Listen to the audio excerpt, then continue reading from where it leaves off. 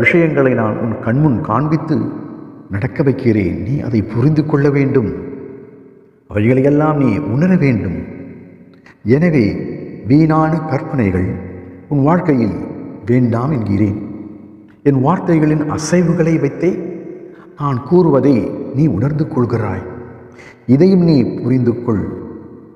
எப்போதும் உன்னை நான் காப்பாற்றுவேன். கஷ்டத்தில் சிக்க வைக்க மாட்டேன், கைவிடவும் மாட்டேன். வரும் காலத்தில் உன்னதமாக வாழ வைப்பேன். என் வாக்கை நம்பு.